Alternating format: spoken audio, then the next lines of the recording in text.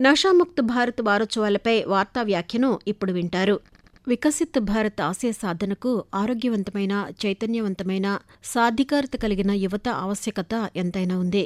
యువతరం మాదక ద్రవ్యాలకు బానిసలై నిర్వీర్యం అవుతున్న తరుణంలో భారతదేశాన్ని మాదక ద్రవ్యాల రహిత దేశంగా మార్చాలనే లక్ష్యంతో కేంద్ర ప్రభుత్వం ప్రతిష్టాత్మకంగా చేపట్టిన కార్యక్రమమే నషాముక్త్ భారత్ అభియాన్.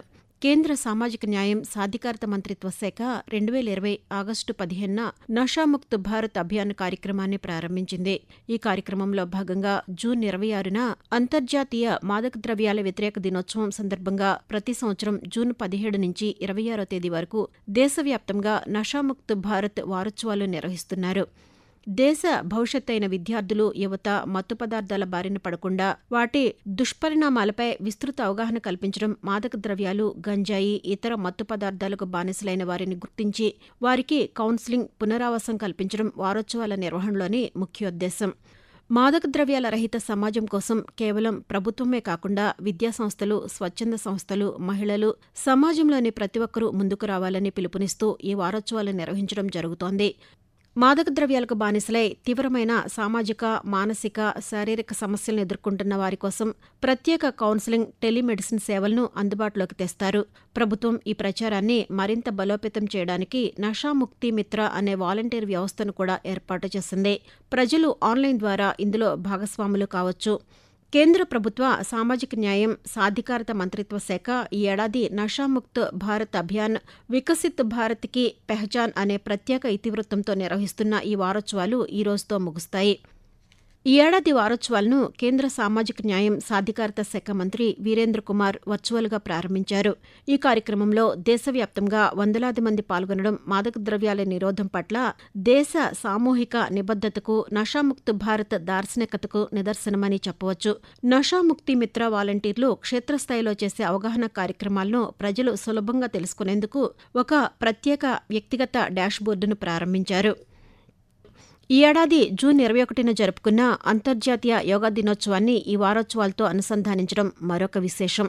ఒత్తిడిని జయించడానికి, వ్యసనాలకు దూరంగా ఉండడానికి ముందస్తు ఆరోగ్య సంరక్షణలో భాగంగా దేశవ్యాప్తంగా ప్రత్యేక యోగా, ధ్యాన శిబిరాలు నిర్వహించారు. ఈ సంవత్సరం పాఠశాలలు, కళాశాలలు, ఉన్నత విద్యాసంస్థల్లో విద్యార్థుల భాగస్వామ్యంతో yes to life, no to drugs నినాదాలతో భారీ ర్యాలీలు విజయవంతంగా నిర్వహించారు.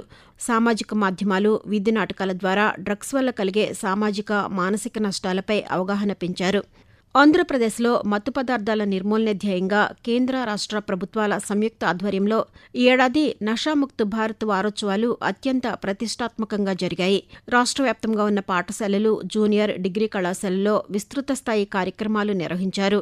విద్యార్థులు, ఎన్ఎస్ఎస్ వాలంటీర్లు, స్థానిక పోలీసుల సమన్వయంతో ప్రతి జిల్లా కేంద్రంలోనూ, పట్టణాల్లోనూ డ్రగ్స్ రహిత సమాజం సంక్షేమానికి సంకేతం, డ్రగ్స్ రహిత దిశగా ఆంధ్రప్రదేశ్, డ్రగ్స్ వద్దు, చదివే ముద్దు అనే నినాదాలతో భారీ అవగాహన ర్యాలీలు, సైకిల్ యాత్రలు చేపట్టారు. విద్యార్థులందరితో మత్తు పదార్థాలకు దూరంగా ఉంటామంటూ ఆన్లైన్ ద్వారా డిజిటల్ ప్రతిజ్ఞ చేయించారు. గడిచిన కొన్నేళ్లలో ఆంధ్రప్రదేశ్లో కేంద్ర ప్రభుత్వ నిధులతో నడిచే వ్యసన విముక్తి కేంద్రాల ద్వారా లబ్ధి పొందేవారి సంఖ్య భారీగా పెరిగింది. ఈ వారోత్సవాల సందర్భంగా బాధితులకు ఉచిత కౌన్సిలింగ్, టెలిమెడిసిన్ సేవలను మరింత వేగవంతం చేశారు.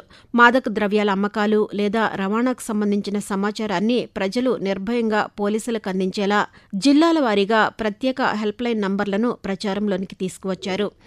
ఈ వారోత్సవాలు కేవలం ప్రభుత్వ కార్యక్రమంగా మిగలకుండా సమాజంలో మత్తు పదార్థాల పట్ల ఉన్న అపోహలను తొలగించి బాధితులను చిన్నచూపు చూడకుండా వారికి చికిత్స అందించేలా సామాజిక మార్పును తీసుకువచ్చాయని చెప్పవచ్చు.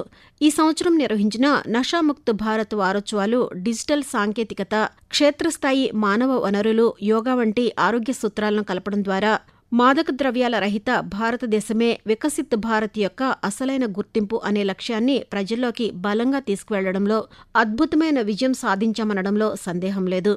నషాముక్త్ భారత్ వారోత్సవాలపై వార్తా వ్యాఖ్యను ఇప్పటివరకు విన్నారు. రచన ఎంఎల్ఎన్ మాధురి, వ్యాఖ్యానం షేక్ మస్తాన్బీ, సమర్పణ ప్రాంతీయ వార్తా విభాగం, ఆకాశవాణి విజయవాడ కేంద్రం.